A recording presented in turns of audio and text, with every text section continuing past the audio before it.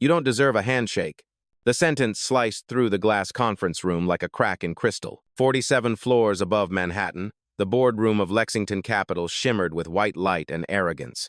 Every man in a navy suit turned toward the sound. At the head of the table, Victoria Hale's hand froze mid-air, palm open, refusing.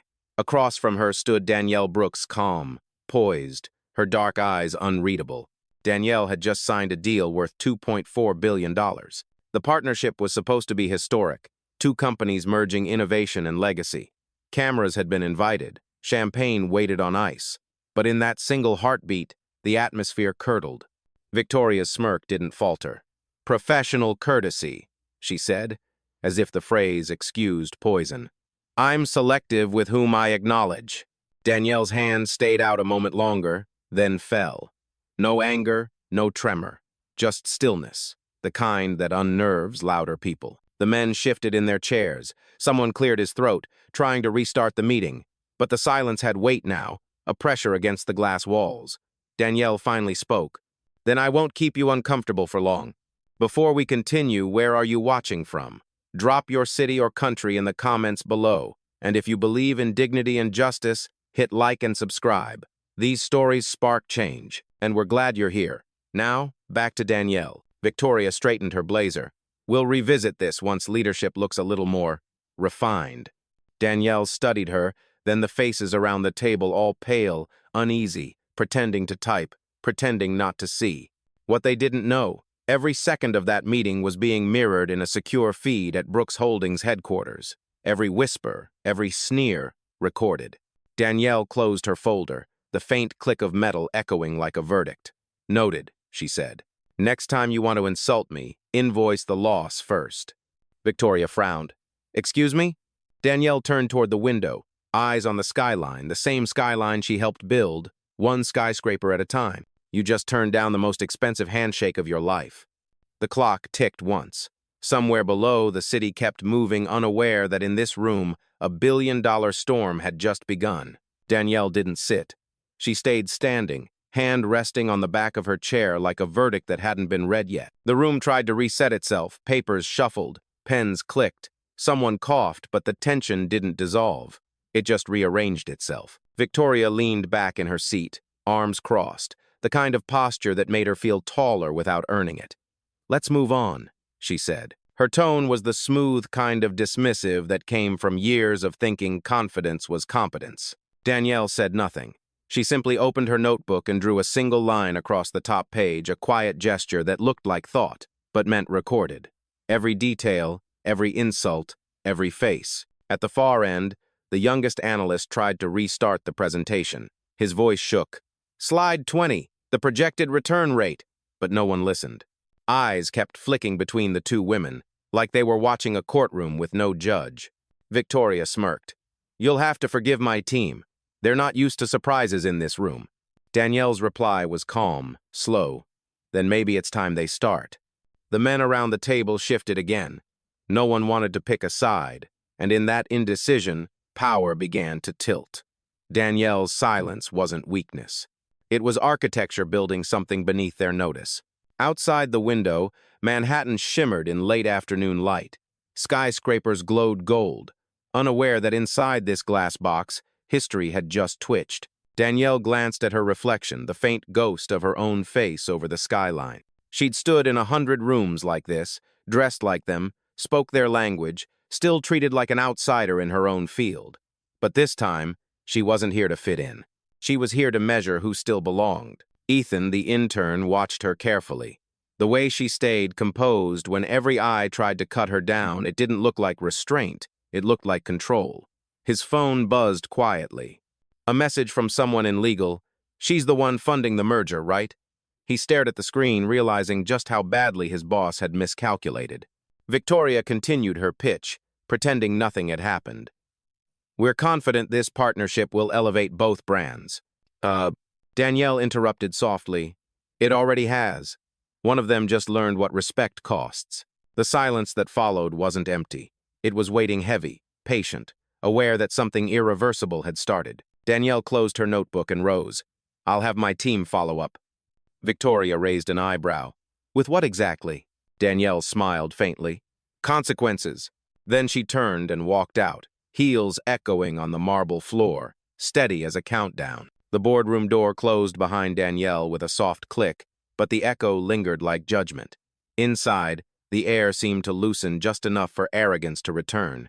Victoria exhaled, half laughing. "Well," she said, flipping her hair back, "that was dramatic." Her deputy, a tall man named Colin, grinned the way people do when they think cruelty is charm.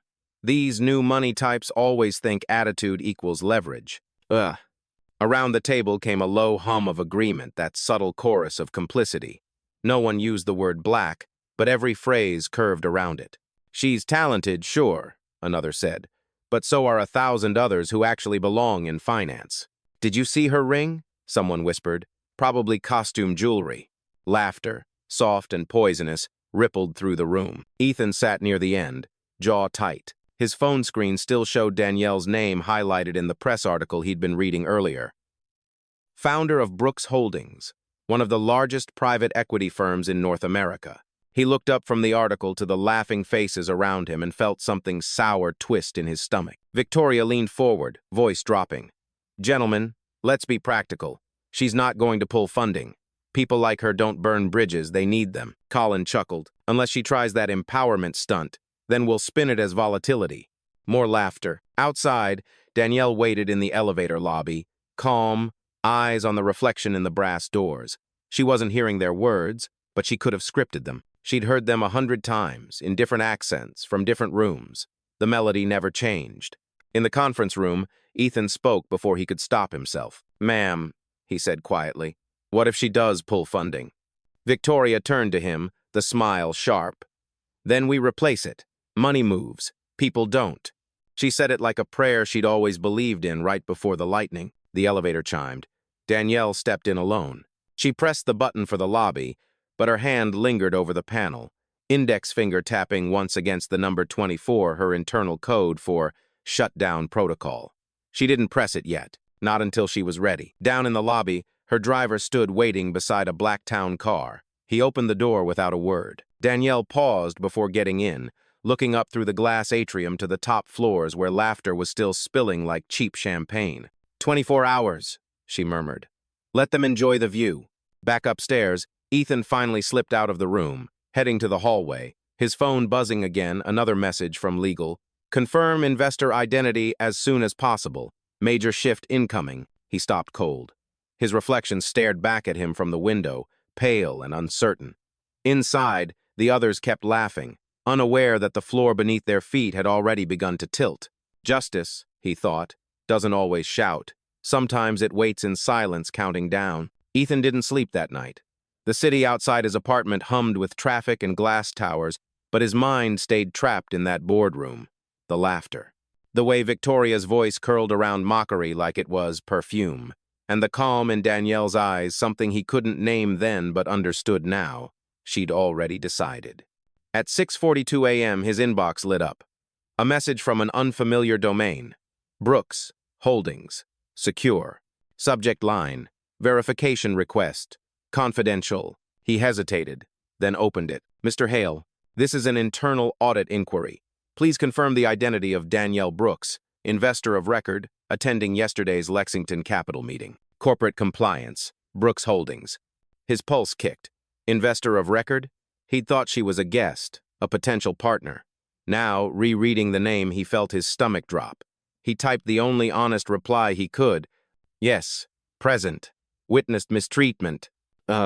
He hit send, then stared at the timestamp. That single email would later appear in 3 investigations, 2 news reports, and 100 million views. Across the city, in her penthouse office, Danielle stood before a wall of screens. Her assistant, Carla, was already logged in beside her. "Everything's ready, ma'am," Carla said. "Once you authorize, we start the 24-hour liquidation protocol." Danielle nodded. "Not yet. Let them write one more press release first." At Lexington Capital, Victoria walked in late, latte in hand, smug restored. "Morning, team. Let's spin this thing before anyone notices her tantrum." But the tone in the room had shifted. The analysts whispered quietly. One of them showed her a tablet, headlines flashing across finance blogs, "Mysterious audit triggered at Lexington." Another murmured, Brooks Holdings. Isn't that her company? Victoria scoffed. Coincidence. Internet gossip. Colin cleared his throat. Except the email audit came from our own servers. It's flagging it. For the first time, she blinked. Run a trace. Ethan watched her from across the room, a silent observer at the edge of the storm. He remembered Danielle's parting words, consequences. The sound of them still hung in the air like static. Minutes later, the IT chief stepped in, pale. Ma'am, the audit's real. She owns 28% of Lexington Capital. Victoria's coffee cup froze midair. That's impossible. Ethan finally spoke. No, ma'am, that's power. The room fell silent. The same hush from yesterday, but colder now. No arrogance this time, only realization. Victoria whispered. What is she going to do? No one answered. But outside, through the glass wall, a line of delivery trucks rolled up the avenue, each bearing the same logo in bold silver letters, Brooks Holdings. Ethan stood by the window, heart pounding. He knew what was coming. The witness had seen the crime and justice was already on its way, wearing a quiet smile. The morning light hit the windows of Brooks Holdings like gold on glass. Inside, Danielle stood alone in her office, silent, centered, composed. On one of the screens, Lexington Capital's stock price blinked red. Not crashing yet, but bleeding slow. She watched it like someone reading a confession letter.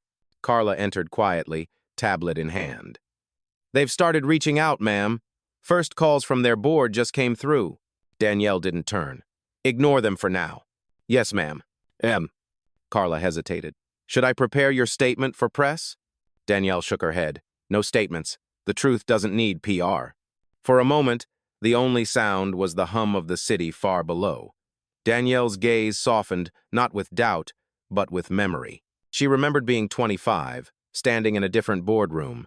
Back then, she'd been the youngest analyst in the room, the only black woman in a department of 50. Her proposal had doubled their profit forecast, but when the team lead announced it, he never said her name. She'd raised her hand, politely. He smiled and said, "Let the men handle the credit." That was the day she stopped waiting for acknowledgement and started building her own empire. She blinked back to the present. The skyline hadn't changed much in 15 years. The faces had. The tone hadn't. Carla's voice broke the quiet. They're calling again. Let them. Danielle walked to her desk, each step measured.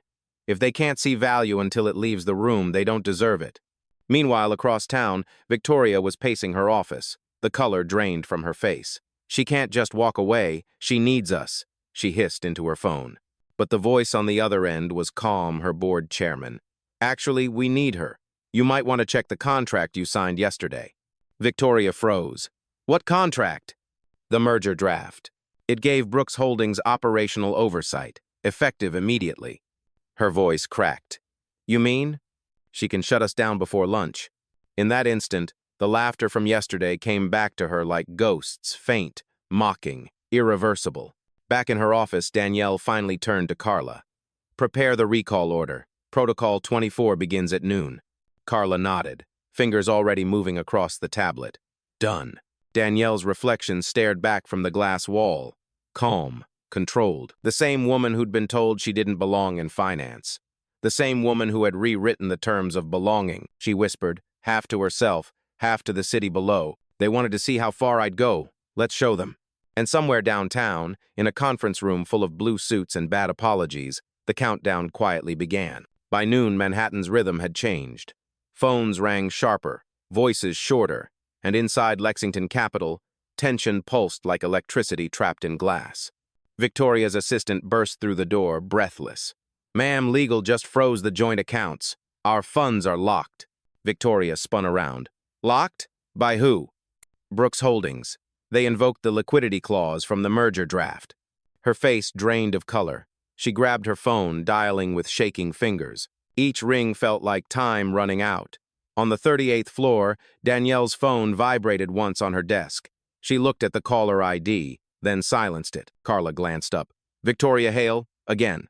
Danielle didn't look away from the window. She'll call until she understands silence. She turned back to her screens, data cascading, red turning green under her control. Activate internal compliance audit, she said. Flag every account that passed through Lexington's management in the last quarter. Carla typed fast. That'll expose them, ma'am. Every misallocation, every hidden bonus. Exactly. Danielle's voice was calm but cutting. They wanted transparency. Let's give it to them. Across town, the Lexington office buzzed with panic. Managers barked orders. Analysts tore through emails. The sound of unraveling filled the air. Ethan stood by the window, phone in hand, watching news alerts explode across his screen. Lexington under audit. Brooks Holdings withdraws. Down portfolio. Market reacts to sudden power shift. Victoria slammed her palm on the desk. "This is extortion!" she yelled. Colin muttered, "No, this is consequence." In the middle of chaos, Ethan's phone rang a number he didn't recognize. He hesitated, then answered. A calm voice. "Ethan Parker? You verified, miss? Brooks's attendance yesterday." "Yes.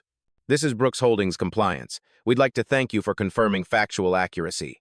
He froze. "Ma'am, I didn't mean." The voice interrupted, almost kind. "You meant integrity. Keep that. The world runs out of it fast." Click. Back at Brooks Holdings, Danielle stood beside a map of the city glowing across her office wall. Each light represented a branch, a building, a heartbeat of her empire. Carla looked up from the console. "Everything's moving. By end of day, they'll be liquid." Danielle nodded once. "Then schedule the call. Public disclosure at 5 p.m. She walked to the mirror by the door, straightening her jacket. Her reflection looked like calm wrapped around fire. "Yesterday she couldn't shake my hand," she murmured. "Today she'll beg for a meeting." Carla met her eyes. "And if she does?" Danielle smiled faintly. "Then I'll give her what she asked for." Oh, at that exact moment, Victoria's phone buzzed again, but this time, it wasn't a call. It was a calendar notification. Meeting request. Brooks Holdings. Immediate response required. The title below it read simply, Protocol 24. Enforcement phase. The game wasn't over. It had just changed sides. At 4:58 p.m., the glass doors of Lexington Capital's boardroom opened again. The same room that had echoed with laughter 24 hours ago now smelled faintly of panic stale coffee, cologne, and fear. Victoria stood at the head of the table, her hair a little undone, voice brittle. "She's bluffing," she said to no one in particular. "You'll see. We'll issue a counterstatement." Then the elevator chimed. Danielle Brooks stepped in, dressed in quiet black. No entourage, no press, just presence. The kind that didn't need introduction. The men who'd mocked her yesterday now found their spines oddly stiff, their throats dry. Victoria forced a smile. "Miss Brooks, how dramatic of you to visit in person." Danielle nodded once. "Courtesy. Since you didn't want a handshake, I thought you'd prefer a meeting." No one moved. Danielle placed a folder on the table, matte black, sealed with her company's crest. Inside are the final transaction documents. Brooks Holdings has assumed full operational control of Lexington Capital, effective 5 p.m. today. Colin blinked. "That's in 2 minutes." "Correct," Danielle said. "I didn't want to rush you." Victoria snatched the folder open, eyes scanning lines she didn't understand. "You can't do this." Danielle's voice stayed even. "You did it. You signed it. Yesterday. Page 12. Clause 3, operational oversight upon breach of professional conduct." The words landed like a blade wrapped in velvet. She turned to the others. "If any of you are concerned about your positions, don't be. We'll be restructuring." A pause. "Based on character." Victoria's lips trembled. "You planned this." Danielle met her gaze, unflinching. "I anticipated it." Ethan, standing near the doorway, couldn't breathe. The transformation in the room was total. The predator turned prey, the silence now reverent. He glanced at the wall clock. 5 p.m. On the dot. Danielle tapped her phone once. Somewhere across the city, servers updated, accounts shifted, access codes changed. The company that had dismissed her was now under her control, line by line, signature by signature. Victoria tried to laugh, but it came out as a gasp. You're destroying us." Danielle tilted her head slightly. "No, I'm refining you." She stepped closer, lowering her voice just enough that everyone leaned in. "Yesterday, you called me unworthy. Today, I call you redundant. No shouting, no threats, just truth delivered like scripture." Behind her, through the glass walls, the city glowed with evening light, indifferent, endless. Danielle picked up her folder, turned to leave, then paused at the doorway. "You refused my hand," she said, looking directly at Victoria. Now you can't reach mine. And with that, she walked out. The boardroom stayed frozen, the sound of her heels fading down the corridor like a clock finishing its final tick. The door closed behind Danielle, and the silence she left behind was absolute, a kind of quiet that only follows collapse. Then, one by one, the screens lining the boardroom walls flickered to life. Access revoked. Account suspended. Transfer confirmed. Victoria's reflection fractured across each black monitor. "What is this?" she demanded, turning to her team. But no one met her eyes. Colin was already packing his laptop, shaking his head. "We're locked out," he said. "Email, servers, everything." She shut the system mid-meeting. Victoria lunged toward the keyboard, hammering at it. "No, there has to be a mistake." But there wasn't. Brooks Holdings had executed a full digital takeover, legal, surgical, irreversible. Ethan stood frozen by the door, watching the unraveling. It wasn't chaos now. It was precision, like watching dominoes fall in perfect order. The woman they'd mocked had dismantled an empire with a calm flick of her wrist. Downstairs, the lobby monitors switched from stock tickers to a single press headline. Breaking. Brooks Holdings completes Lexington acquisition. CEO Daniele Brooks to announce new leadership. Phones buzzed across the floor. Employees whispered, some in awe, some in disbelief. One analyst whispered, "She owns us now." Another muttered, "She always did. We just didn't notice." Victoria staggered toward the window, hands trembling. She planned this. Ethan finally spoke. "No, you wrote it for her. She just signed your arrogance into law." Her knees buckled, and she caught the edge of the conference table. Behind her, the large screen blinked one last time, system access terminated. Security arrived moments later carrying envelopes. "Miss Hale," one said quietly, "we've been instructed to escort you out."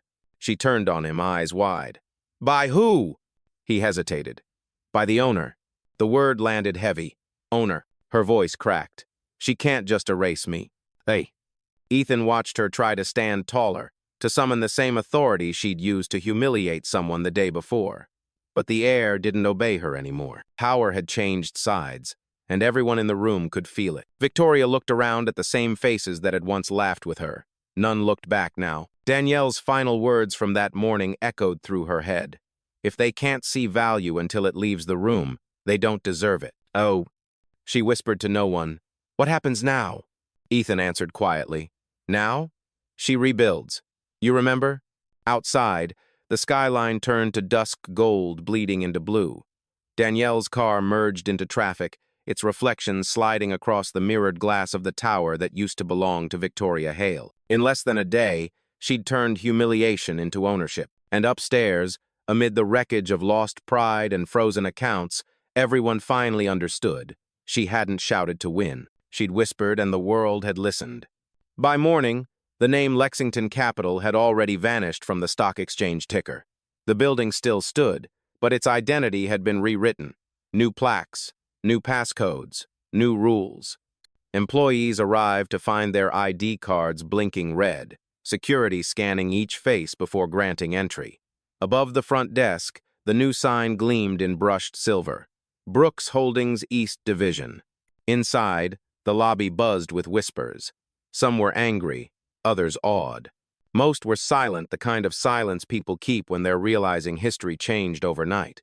Danielle arrived at exactly 8 a.m. Her car door opened, and cameras snapped like gunfire. She walked through the revolving glass doors, calm as sunrise. Reporters called her name, questions flying. "Miss Brooks, is the takeover official? Was this retaliation? Do you have a message for Victoria Hale?" Danielle didn't pause. "Only one," she said. "Respect is cheaper than recovery." Upstairs, Victoria was packing her office into a single cardboard box, the CEO nameplate, the framed diploma, the Crystal Award that once seemed permanent. The blinds were half closed, leaving bars of light across her desk like cell shadows. When the door opened, she didn't turn. "If you're here to gloat," she said, voice flat, "save it." Danielle stepped inside. "I don't gloat. I audit." Victoria turned, eyes rimmed red. "You humiliated me." "No," Danielle said softly. "You did that when you mistook civility for weakness." She walked to the window, looking down at the city that stretched like a heartbeat of glass and steel. Yesterday, this company dismissed a handshake. Today, it answers to the hand it refused. Victoria clenched her fists. You ruined me. Danielle faced her fully now. No, you ruined the illusion that you were untouchable. I just turned on the lights. The words hit harder than any threat. Danielle picked up a single document from the desk, an exit agreement already signed by the board. You'll receive your severance in full, she said. We don't do humiliation here. Victoria's eyes filled but didn't spill. She nodded once, emotion halfway between defeat and relief. As Danielle turned to leave, she paused in the doorway. One more thing, she said quietly. Next time you see a hand extended, take it. You never know who's on the other side. Downstairs, as Victoria stepped out of the elevator with her box, the lobby fell silent. Some employees looked away, others didn't. Danielle watched from the mezzanine above, expression unreadable, posture steady. It wasn't revenge, it was balance. And when the doors closed behind Victoria Hale for the last time, Danielle whispered under her breath, not for anyone else to hear. This is what accountability sounds like.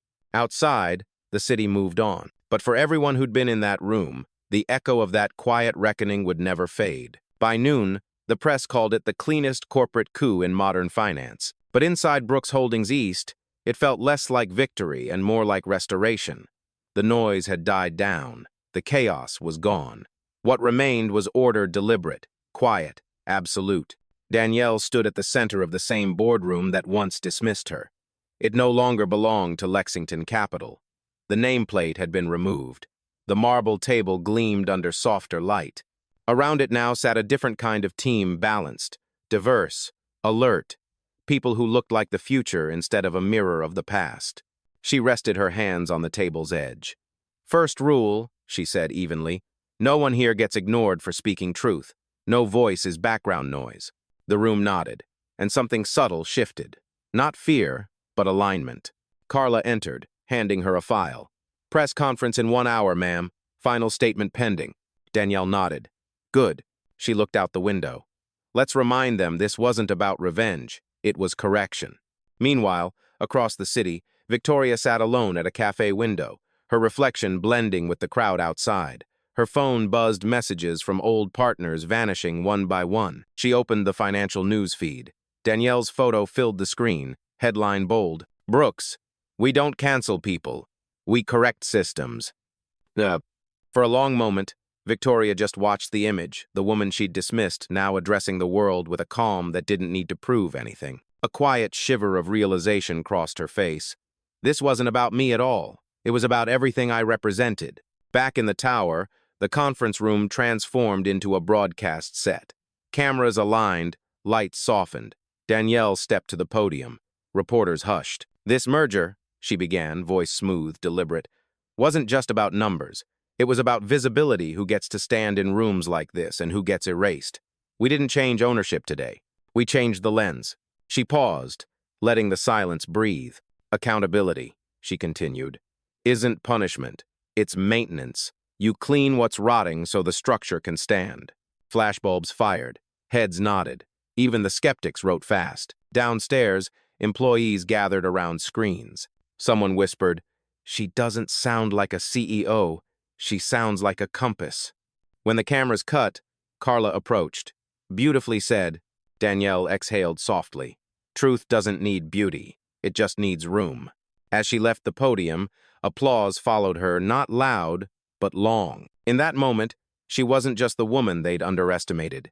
She was the new standard. Outside, the city stretched under the afternoon sunday. For the first time in years, the skyline felt like it was tilting toward fairness, not perfectly, but enough to matter. Danielle looked up at it, calm and certain. Let them rebuild, she said quietly, but this time, on level ground. That evening, the city slowed under the blue hush of twilight. Office lights shimmered like constellations over glass and steel. And somewhere near the top of it all, Danielle sat alone in her corner office, finally still. The storm was over, but its echo lingered in headlines, in whispers, in the way people now said her name with a new kind of weight. Carla entered quietly, holding 2 glasses of water. You did it, she said, smiling. Danielle shook her head. No, we did maintenance. The system did the rest. Carla hesitated. You could celebrate, you know. The whole city's talking. Danielle looked out the window. They're not talking about me. They're talking about what I forced them to see. Below, the streetlights glowed, and cabs flowed through the avenues like slow veins of gold. Danielle's gaze softened. When I was young, she said, I thought power meant being heard. Now I know it means choosing when to speak. Carla tilted her head. You think Victoria understands that now? She will, Danielle said quietly. Pain teaches faster than pride. Her phone buzzed a message from an unknown number. For what it's worth, I'm sorry. VH. Danielle stared at it for a long time, then typed one word back. Learned. She hit send and set the phone down. No anger, no satisfaction, just release. Across town, Victoria sat in her apartment, surrounded by open boxes and silence. The city outside pulsed with a life she no longer commanded. She replayed the moment she refused that handshake, the flicker of superiority that had felt so harmless, so justified. Now it was the 1 second that had rewritten everything. She whispered into the dark. She never raised her voice. And somehow, that was what haunted her most. Back at Brooks Holdings, the offices were quiet. Most employees had gone home. Danielle stood by the window, her reflection blending with the skyline, a woman who'd turned humiliation into architecture. Carla spoke from the doorway. What happens tomorrow? Danielle smiled faintly. Tomorrow, we start mentoring. We replace power with preparation. Carla nodded, a spark of pride in her eyes. For the next you, Danielle turned, calm and certain. For the last anyone who ever feels like me. The city lights flickered below, 1,000 stories unfolding. Some cruel, some kind. Danielle's hand brushed against the cold glass. Justice isn't loud, she said, almost to herself. It's consistent. And in that stillness, something rare bloomed, not triumph, but clarity. The kind that comes only when the battle ends and the lesson begins.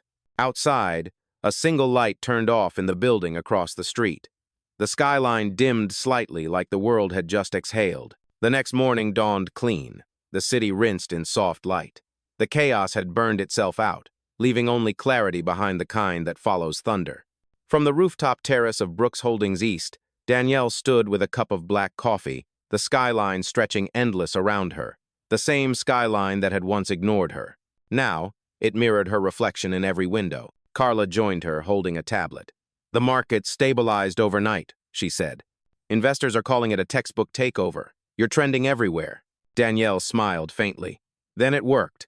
They saw the spectacle. Now maybe they'll see the substance. Carla hesitated. You think they'll remember the lesson? Danielle's eyes followed the rising Sunday. Only if they need to. Below, traffic shimmered, small and distant. The world looked orderly again, but she knew better. Injustice didn't vanish, it adapted. All she'd done was shift the balance, tilt the axis a few degrees closer to right. That was enough for now. She handed Carla the empty cup. Schedule the mentorship program. Open it to anyone who's ever been told they don't belong in the room. Carla nodded. What should we call it? Danielle paused. The Handshake Initiative. Carla's smile widened. Perfect. A gust of wind swept across the terrace, scattering a few papers left on the railing press notes from yesterday's conference. One headline caught on the corner before drifting away. She didn't shout. She signed. Danielle watched it flutter into the sky. That's the only kind of echo I want, she murmured. Her phone buzzed another interview request, another network wanting her story. She declined them all. The story wasn't the point. The point was the pattern, the quiet reclamation of space. She turned to leave, but then stopped, gazing at the horizon where light fractured across the towers. Her voice dropped low, almost a whisper. They thought power meant being feared, but real power is being followed without having to demand it. Carla called out behind her, What should I tell the press if they ask for a quote? Danielle smiled, the kind that carried both grace and warning. Tell them this. I didn't raise my voice. I raised the standard. As she stepped back into the glass building, her reflection disappeared into the city, not erased, but multiplied. The skyline gleamed like acknowledgement, silent and vast. Down below, people hurried to work, unaware that one woman's quiet defiance had just redrawn the lines of who gets to lead. And above it all, the story of the handshake settled into legend not because it shouted, but because it lasted.